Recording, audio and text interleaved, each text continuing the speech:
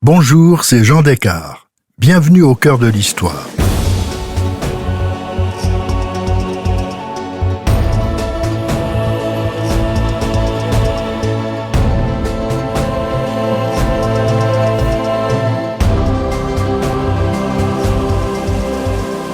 Dans ce nouvel épisode inédit, je vous raconte la vie brève mais romanesque du prince impérial, le fils unique de l'empereur Napoléon III et de l'impératrice Eugénie, et donc neveu de Napoléon Ier.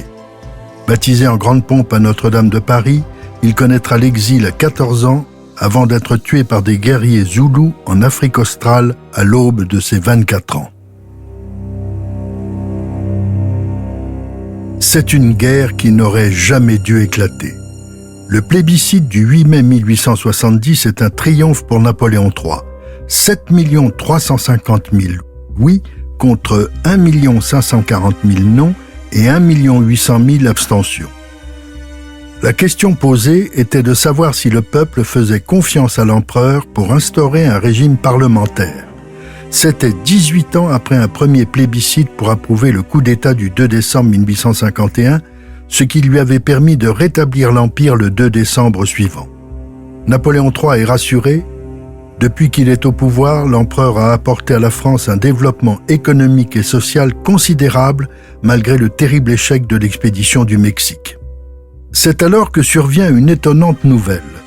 Le 3 juillet 1870, on apprend que le général Prim, qui gouverne provisoirement l'Espagne après la révolution qui a chassé de Madrid la reine Isabelle, vient d'offrir la couronne au prince Léopold de Hohenzollern. Dans la coulisse, c'est évidemment le chancelier de Prusse, Bismarck, qui souhaite prendre la France en étau en imposant sur le trône espagnol un prince allemand de la branche catholique des Hohenzollern. Il semble que cette candidature ne puisse être acceptée car aucun État européen n'appuierait un tel projet. En France, cette surprenante décision provoque une indignation qui unit tous les Français, des soutiens du régime à l'opposition. Les choses ne devraient pas aller plus loin lorsqu'on apprend le 12 juillet que le prince Léopold de Hohenzollern retire sa candidature. Au palais de Saint-Cloud, on respire. L'empereur est soulagé, il ne veut pas de guerre. Mais l'opinion est surchauffée. Le retrait du prince ne suffit pas. On exige la garantie qu'aucun Hohenzollern ne montera jamais sur le trône d'Espagne. L'ambassadeur de France à Berlin est particulièrement maladroit. Il demande une audience au roi de Prusse qui séjourne alors dans la station thermale d'Ems en Rhénanie. Guillaume Ier lui confirme la renonciation de Léopold, mais il ne fait aucune promesse. L'ambassadeur revient à la charge lors d'une promenade du roi qui, agacé de l'insistance du diplomate, répète que pour lui cette affaire est terminée. Et c'est là que Bismarck, machiavélique, modifie la version des faits dans la dépêche qu'il fait paraître le lendemain en première page de la Gazette de l'Allemagne du Nord. Cette dépêche, qu'on appellera la dépêche d'Ems, est un piège diplomatique. Elle donne l'impression que la France, par son ambassadeur, a reçu un affront délibéré du roi de Prusse. Pour l'opinion publique française, la dépêche d'Ems déchaîne la colère. Dans les rues, des groupes se forment. On crie « À bas la Prusse !» à Berlin. Napoléon III donne consigne à son ministre des Affaires étrangères, le duc de Gramont, d'éviter la guerre à tout prix. Mais face à ses ministres et à une assemblée qui exige la guerre, celle-ci est déclarée au gouvernement de Berlin le 19 juillet 1870. C'est une catastrophe, la France n'est pas prête.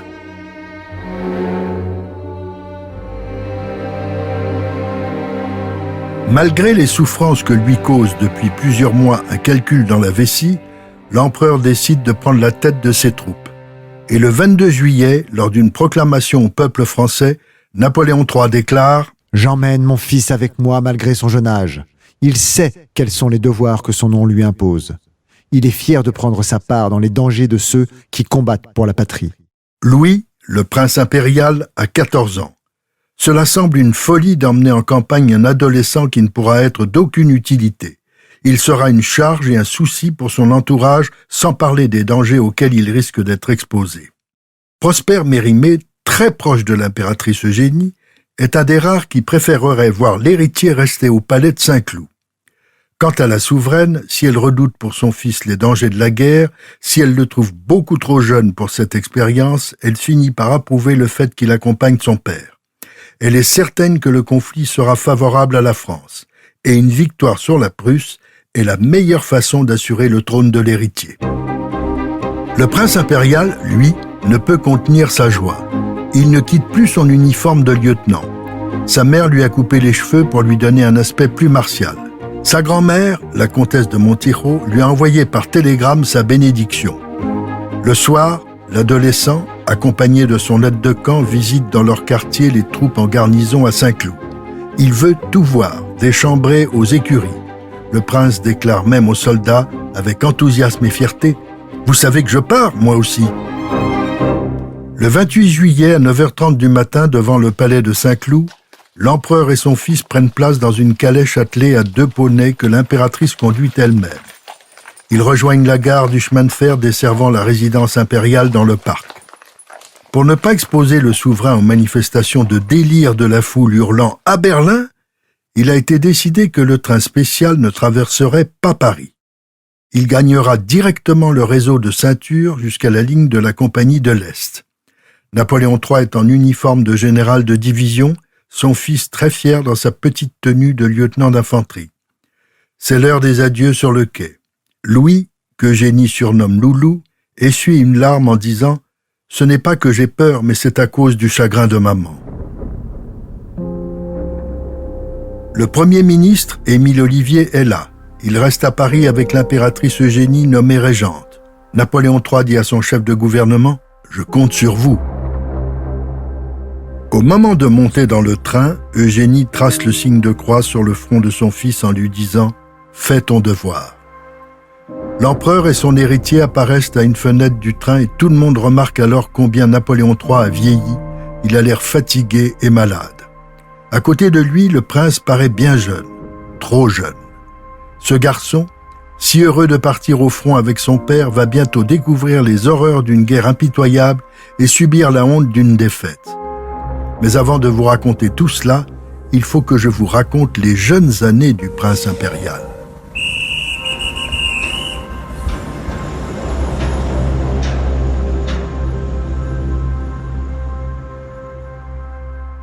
Le dimanche 30 janvier 1853, dans Notre-Dame de Paris magnifiquement décorée par Viollet-le-Duc, l'empereur s'était uni à la comtesse de Théba, Eugénie de Guzman Palafox, une Espagnole dont il était tombé éperdument amoureux. Le cérémonial était inspiré par celui du sacre de Napoléon, son oncle, dans cette même cathédrale, mais Napoléon III ne sera pas couronné. Pour les Français, c'est ce somptueux mariage qui tiendra lieu de sacre. Eugénie a conquis les Parisiens amassés tout autour de la cathédrale lorsqu'après être descendue de son carrosse, avant d'entrer dans Notre-Dame, elle s'est retournée vers la foule qui l'acclamait et a fait à ses nouveaux sujets une superbe révérence de cour. Certes, Eugénie n'est pas issue d'une famille royale mais de l'aristocratie espagnole.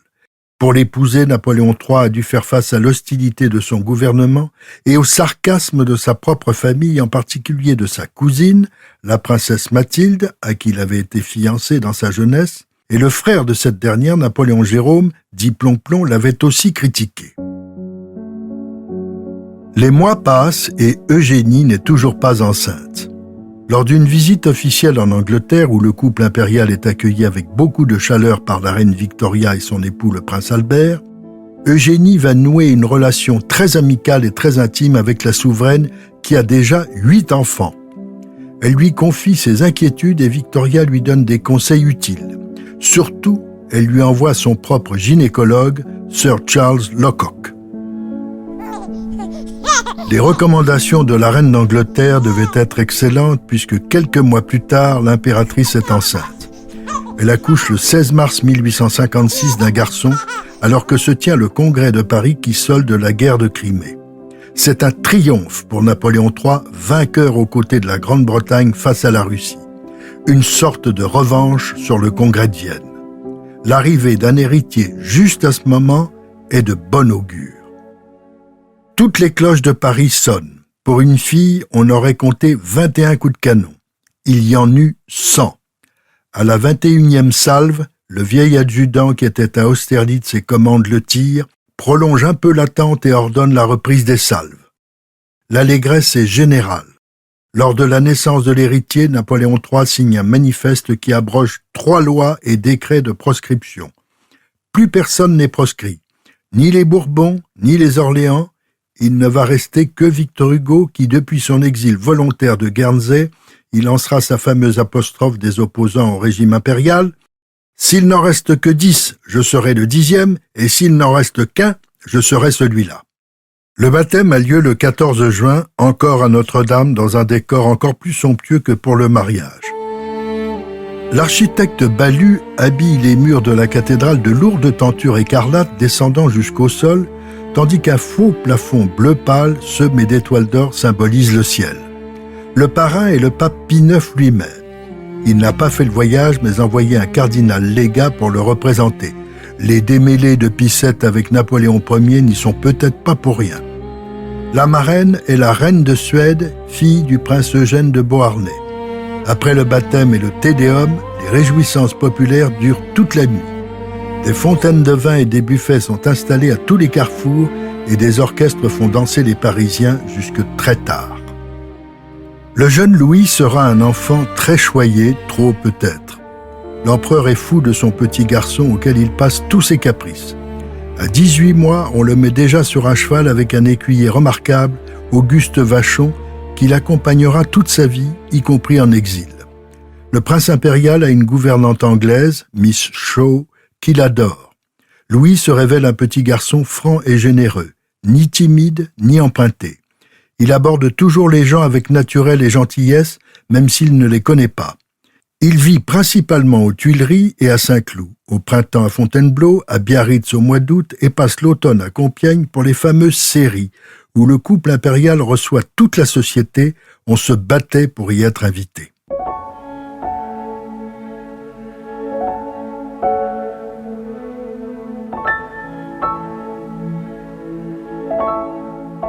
Eugénie est plus sévère avec Louis, jugeant déplorables les faiblesses de son époux à l'égard de leur fils.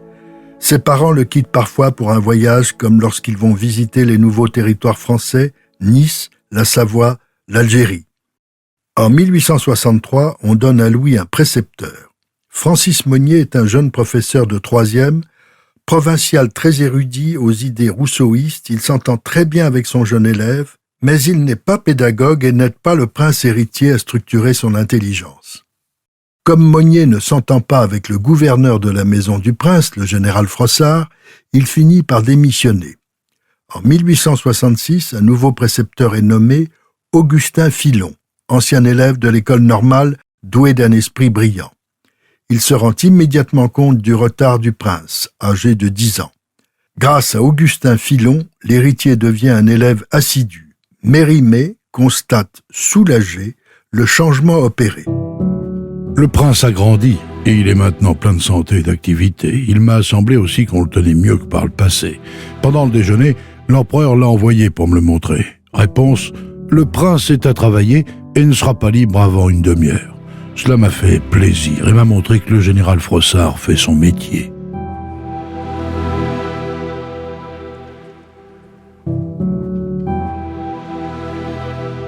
Pour son 13e anniversaire, Louis est promu lieutenant. C'est maintenant en uniforme d'officier qu'il apparaîtra dans les cérémonies officielles. L'année 1870 s'annonce sous les meilleurs auspices. Le prince est l'objet de toutes les attentions. La princesse Mathilde offre une réception en son honneur dans son hôtel de la rue de Courcelles. Louis est excellent danseur, il ouvrira le bal avec le quadrille du prince impérial. Pour le Mardi Gras, le 10 mars, Louis donne une fête chez lui au pavillon de Flore où l'on vient d'installer ses appartements. 80 invités assistent à une représentation théâtrale où il interprète un vieil érudit passionné de fouilles. Il est très drôle. Au printemps, c'est la joie des bons résultats du plébiscite, mais le 28 juillet, c'est le départ pour le front que je vous ai raconté au début de ce récit.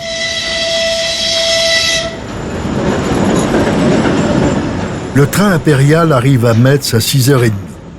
L'empereur découvre combien les troupes sont loin d'être aussi prêtes qu'on le lui avait dit. Sur son bureau, venant des différents corps d'armée, s'amoncellent des télégrammes plus désabusés les uns que les autres. Les munitions pour l'artillerie n'arrivent pas et le 6e corps d'armée n'aura bientôt plus de rations de vivres à part du sucre et du café. L'empereur tient une conférence avec les principaux chefs militaires venus le saluer, tandis que Louis se rend à cheval pour visiter les dragons de l'impératrice et les cuirassiers de la garde. Le premier engagement a lieu le 2 août à Sarrebruck.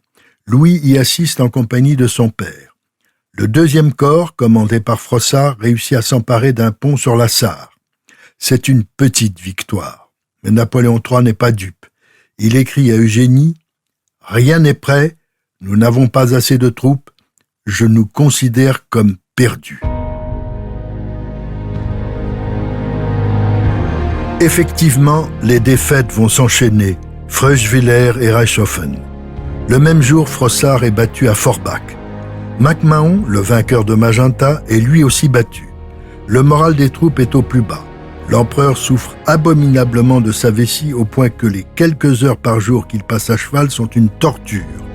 L'armée française, désorganisée, se replie sans plan de retraite. Certains officiers demandent à l'empereur de reprendre les rênes du pouvoir à Paris. C'est ce que demande aussi le chef du gouvernement, Émile Ollivier. La régente, Eugénie, n'est pas de cet avis. Pendant ce temps, à Paris, l'opposition s'agite. Le ministère Ollivier tombe. Il n'aura tenu que 7 mois. L'empereur et son fils se rendent à Châlons qu'il faut évacuer le 21 août. Ils se séparent le 24 août. Louis prend la route de Mézières tandis que son père continue vers Sedan.